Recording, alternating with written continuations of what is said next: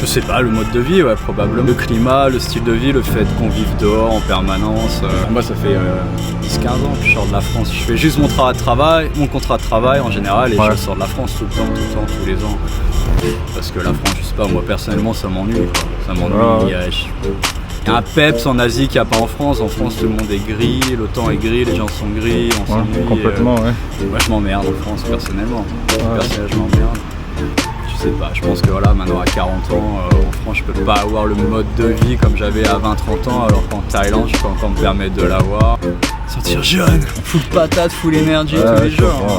Pas se réveiller dans la grisaille avec tout le monde qui fait la gueule.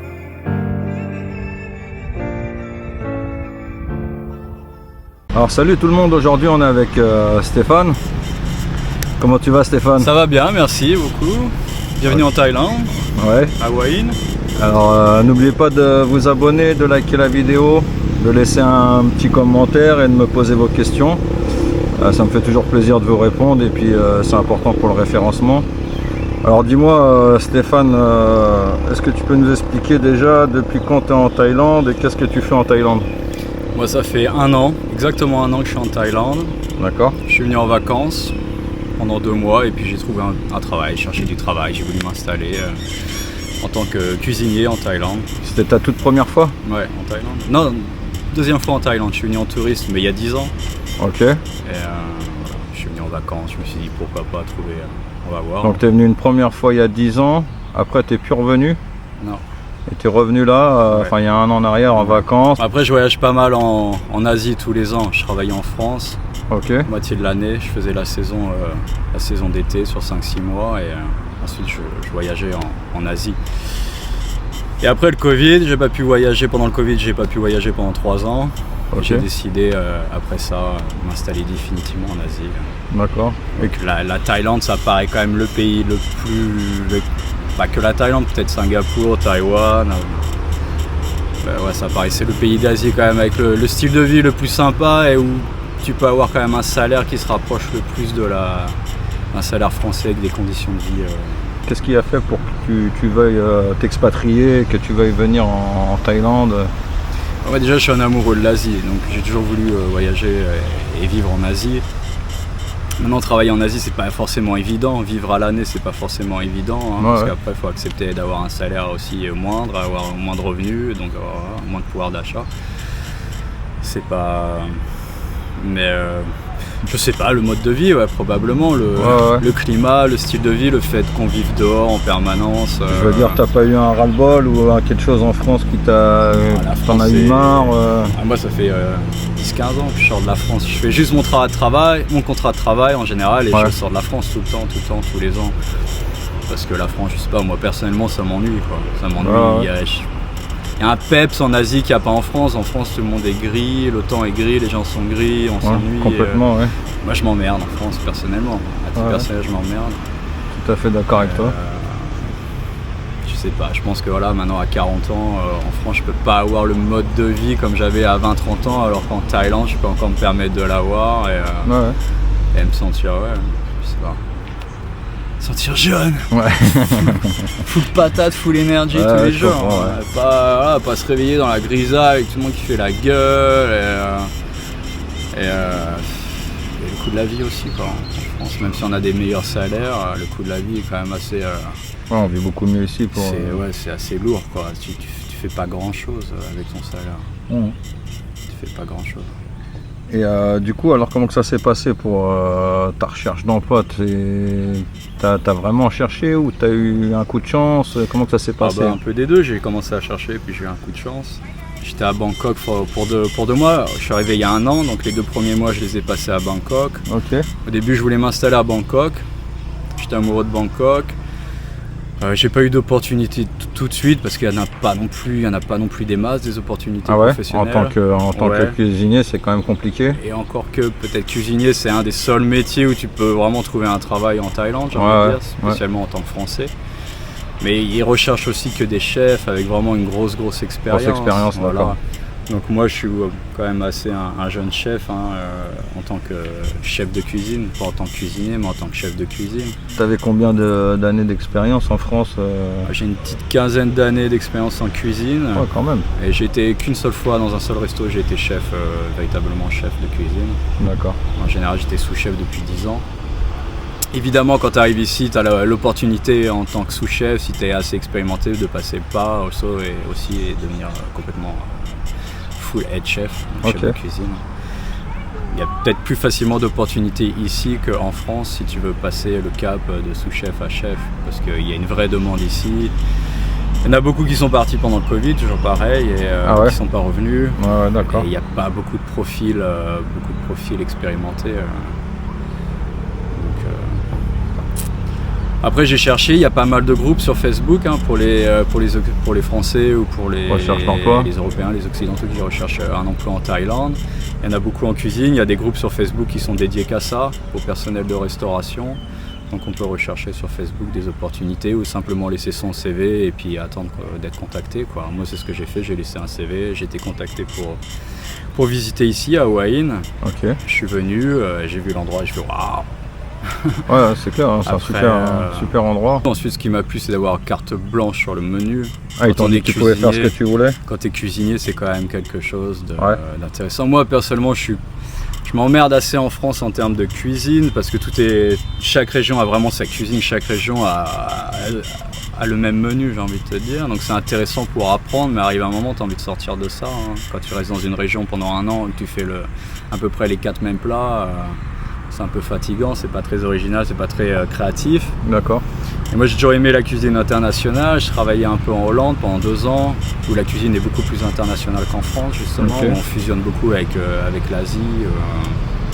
Donc tu avais déjà une expérience en tant que cuisinier à l'étranger. À l'étranger, en anglais, travailler en cuisine en anglais. Ah, ça c'est important évidemment, travailler en cuisine en anglais. Et donc ça se passe comment avec le staff? Vous communiquez quoi, en anglais, en thaï? En anglais, mais là c'est vraiment compliqué, oui, c'est compliqué parce qu'en Thaïlande il faut être préparé à ce que le niveau d'anglais soit pas très élevé quand même en général. C'est pas la Hollande, La Hollande à 14 ans ils sont tous bilingues, c'est pas comme en France d'ailleurs non plus. Mais ici l'anglais est compliqué, c'est difficile, donc j'ai 5 personnes en cuisine, j'ai que le sous-chef qui parle vraiment bien anglais. Et après le reste, certains parlent un petit peu anglais, certains parlent pas du tout anglais, donc il faut toujours passer par l'intermédiaire du sous-chef pour communiquer. D'accord. Et toi tu parles pas thaï? Moi je parle pas thaï encore. Est-ce que tu as pris un peu des cours ou pas du tout? Non, j'ai pas pris de cours encore. Non. Après il y a le manque de temps aussi. C'est pas évident. Le travail, Donc, mais bon, il va falloir s'y mettre, surtout si on veut continuer à long terme, il faut s'y mettre. Ouais, carrément. Et donc, qu'est-ce que tu proposes ici au Lodge Hua Hin?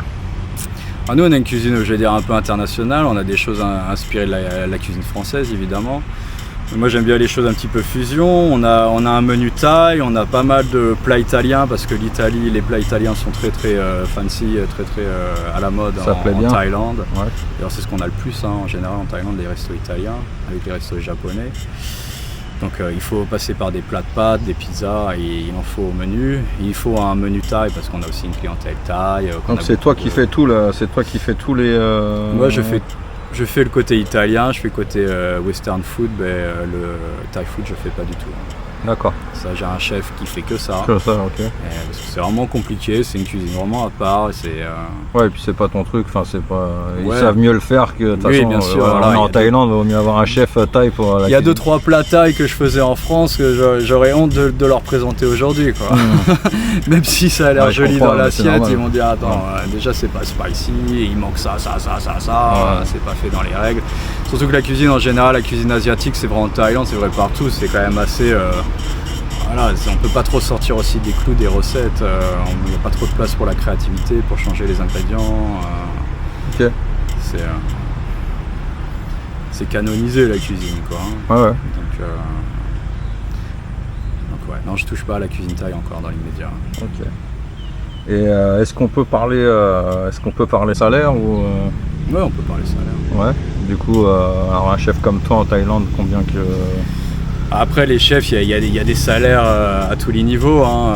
Moi je vois des salaires de petits, des petits bars de plage, ça va être à 30-40 000 le chef, et puis celui qui va travailler dans un hôtel 3 étoiles, 4 étoiles, il va être à 100 000, 200 000 bahts. Donc moi je suis à 70 000 bahts. Ouais, c'est déjà un bon salaire. Donc on est à peu près à 1 800 €. Ce qui est très bien en Thaïlande. Ce qui est pas mal en Thaïlande.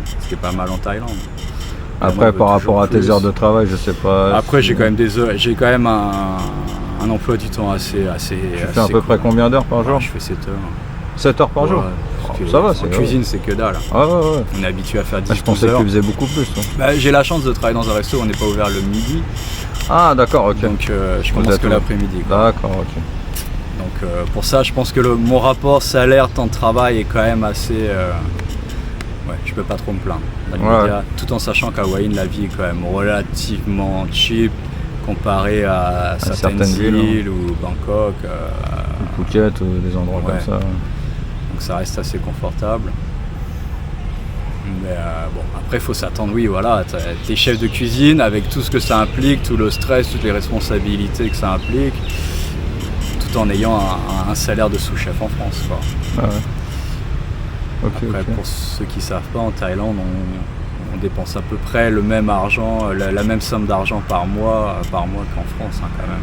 C'est pas non plus une si grosse différence de coût de la vie, quoi. Hein. Ouais. En tout cas, moi, je sais pour pas toi. C'est peut-être pas ton cas, mais moi, je claque à peu près ce que je claque en France par mois. Ouais, après chacun dépense son train de vie, chacun. En faisant beaucoup plus de choses quand même. En faisant plus de choses. En sortant plus. En mangeant un peu plus à l'extérieur. C'est surtout les sorties qui coûtent un petit peu cher. Un petit peu trop la fête, après c'est là qu'on a tendance à dépenser un petit peu. Ça c'est la Thaïlande, ça te rend un peu partie addict, quoi. T'arrives ici, en tout cas la première année, je sais pas toi, après je pense que après ça se calme un petit peu, mais la première année. Non mais au début c'est en mode. C'est tout à fait normal, t'es en mode un peu folie. T'as du mal à faire la transition entre les vacances et reprendre le travail, tu sais pas où aller la transition. C'est ça, entre les deux. Et puis ici mais il y a beaucoup la tentation, on est toujours soit invité ou soit il y a une fête ou soit il y a toujours quelque chose, quoi. C'est beaucoup plus convivial, donc t'es toujours invité à droite à gauche. Puis comme ça paraît plus accessible, t'es plus amène d'y aller, dire ça coûte pas grand chose. Et une question un peu plus personnelle, quand on en est un peu sur les dépenses, tu vis dans une maison ou dans un appartement, dans un condo? Un appartement, c'est pas un condo, c'est un appartement. 2 pièces, un living, une chambre et puis un balcon, quoi, un grand Qui te coûte combien à peu près? Moi ça me coûte, avec les factures d'eau et d'électricité, ça me coûte 8 500 bahts. Ouais, donc c'est pas cher. C'est pas cher par rapport à la Thaïlande en général. J'ai quand même 40 mètres carrés, dernier étage. À 4 km je vois la plage. J'ai quand même un panorama assez agréable. Sympa, Bon, j'ai pas d'ascenseur, je peux faire les 5 étages à 4 h du matin même. On peut pas tout avoir. Non, on peut pas tout avoir, mais bon, il y a la piscine, un grand jardin, c'est 8 500 bahts, c'est quoi? C'est 200 €. D'accord. Un truc comme ça, moi. Donc, c'est ça à peu près. Et avec tes employeurs, comment que ça se passe? Est-ce que c'est les mêmes rapports un peu qu'en France au niveau du... Mes employeurs sont pas thaïs. J'ai 2 employeurs, j'ai des étrangers, un anglais et un hollandais, donc, qui sont installés en Thaïlande depuis longtemps, qui ont plusieurs business ici. Donc je peux pas trop, j'en sais rien, je travaille pas avec des Thaïs directement en termes de business. L'équipe oui, mais les patrons, les investisseurs... Ils sont étrangers. Ils sont étrangers. Ils sont étrangers, ils sont pas restaurateurs à la base, ils ont des bars, ils ont des boîtes de nuit. Là c'est le premier restaurant pour l'autre a des partenaires sur Limingway à Soi 11 à Bangkok. C'est plus s'ils cherchent à investir, quoi. Oui, c'est un investissement. Donc le rapport à mes patrons, c'est pas trop le rapport habituel en restauration. D'accord, ils sont peut-être pas forcément là tout le temps. Non, pas du tout, même une fois par semaine. Après, c'est ce qui est intéressant pour moi, un petit peu, c'est on te donne les clés. Comme ça, t'as ta liberté, t'es libre, tu fais un peu ce que tu veux, quoi. Ouais. Puis t'apprends beaucoup sur le tas, parce que, de te démerder pour faire tourner la boutique, quoi. Ok. Ce qui est difficile en cuisine pour ceux qui voudraient s'installer ici pour la cuisine, ce qui est compliqué en tant que chef, c'est d'arriver et trouver les fournisseurs, te familiariser avec les produits, les prix, trouver les bons fournisseurs. Ah ouais, parce que pour ça, ils t'ont pas. C'est toi qui t'es débrouillé pour tout, en fait. Ouais. D'accord. Bon, après, tu discutes avec d'autres chefs, éventuellement, tu rencontres du monde, et puis voilà. Ah ouais, donc ils t'ont vraiment laissé les clés et débrouille-toi, quoi. Ouais, démerde-toi. T'es arrivé, j'ai fait deux cooking tests, ils m'ont fait faire 2 tests avec des invités, faire des plats, etc. pour tester. Voilà, ils ont apprécié, ils ont kiffé, ils ont aimé. Après ça, c'est voilà. Là, ici, la cuisine, on te met du staff, t'écris un menu et tu trouves les produits, quoi. Alors du coup, Stéphane, est-ce que ça n'a pas été trop compliqué pour toi de faire une transition entre les vacances et la vie d'expatrié avec le travail? Ah bah tout à fait, c'est là où est le challenge, quoi. C'est de basculer entre être un touriste, quelqu'un qui vit ici, même à long terme, mais en tant que, je sais pas, retraité, ou tranquille, profitant de son argent pendant un temps, et puis passer à la vie, et sauter le pas et passer à la vie professionnelle et devoir être confronté un petit peu, à tous les petits soucis. De la vie de tous les jours, quoi. Ouais, de la vie de tous les jours, c'est-à-dire dans une situation professionnelle. On fait face à toutes sortes de petits obstacles auxquels on n'a pas à faire face en Europe. On n'a pas l'habitude de travailler de la même manière. Et donc, du coup, est-ce qu'il y a souvent des conflits dans le boulot ou au début, oui. Maintenant, non. Mais au début, ça a été compliqué. Par rapport à quoi? Par rapport à avoir un tempérament spécialement de chef de cuisine et français, confronté à une mentalité asiatique où on se mouille pas trop, où on est un petit peu timide, où on s'exprime pas, où on préfère dire oui que dire non, ou de pas répondre. Ça génère, surtout en cuisine, ça génère énormément de communication, de problèmes de communication. Donc les choses peuvent être des fois pas très claires. Pas très claires, alors qu'on est dans des situations un petit peu d'urgence où il faut une réponse directe, aller du tac au tac parce qu'on a des gens derrière qui attendent. Donc ça a été vraiment compliqué, donc on peut pas se permettre de perdre patience ici. À partir du moment où tu commences à élever le ton, ou mettre un coup de pression, tout le monde dégage, tout le monde s'enfuit, tout le monde se cache. Donc on peut pas raisonner. Tu gagneras rien dans ce sens-là en gueulant. Donc il faut trouver un juste milieu, c'est là où c'est compliqué, c'est trouver un juste milieu où il faut s'imposer tout en ayant son staff, son personnel qui se sent pas écrasé non plus. Après, je pense qu'ils ont quand même le truc de la hiérarchie aussi, je pense, non? Ils ont quand même le respect de... Non. Pas vraiment. Oui et non, après il y a l'âge dans la hiérarchie ici, donc moi je suis un peu jeune comparé à certains d'entre eux, ou à âge égal, donc c'est pas forcément évident, et puis il y a un petit peu ce truc aussi dire ok, vous êtes occidentaux, vous arrivez, vous êtes tout de suite chef, vous êtes tout de suite... tu penses qu'il y a aussi de la jalousie?